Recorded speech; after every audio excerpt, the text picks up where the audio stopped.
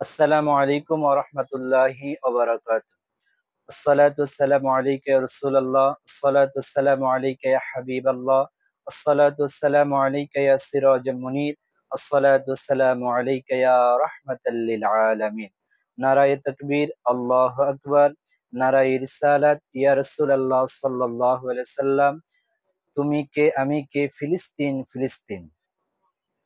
Mass gathering for Palestine আগামী ২৬ April ২০২৫ রোজ শনিবার রাজধানী ঢাকার সোহরাওয়ার্দী উদ্যানে ম্যাস গ্যাদারিং ফর প্যালেস্টাইন, ফিলিস্তিনের পক্ষে ইসরায়েলের বিরুদ্ধে ফিলিস্তিনের পক্ষে ইসরায়েলের বিরুদ্ধে বিশাল জনসমুদ্রের সমাবেশের আয়োজন করা হয়েছে। সে জনসমাবেশের জনসমুদ্রে আমি আপনি সকলে ইমানি দায়িত্ব নিয়ে, ইমানি যুদ্ধ নিয়ে হাজির হওয়ার জন্য সকলকে বিশেষভাবে দাওয়াত করা গেল।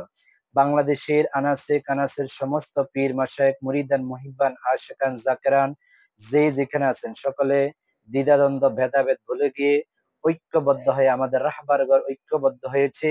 আমরা যারা মুরিদান আশিকান কর্মী জাকেরান মুরিদান মুহিব্বান যে যেখানে আছি সকলে কাঁধে কাঁধ মিলে ঐক্যবদ্ধ হয়ে আগামী শনিবার সকল শিক্ষা প্রতিষ্ঠান বন্ধ, অফিস আদালত বন্ধ, ব্যবসা প্রতিষ্ঠান বন্ধ রেখে ইমানি যুদ্ধে ঐক্যবদ্ধ হওয়ার জন্য, ফিলিস্তিনের পক্ষে ইসরায়েলের বিরুদ্ধে আসুন আমরা রুখে দাঁড়াবার জন্য সোহরাওয়ার্দী উদ্যানে আমরা ইমানি দায়িত্ব নিয়ে হাজির হওয়ার জন্য সকলকে বিশেষভাবে দাওয়াত করা গেল।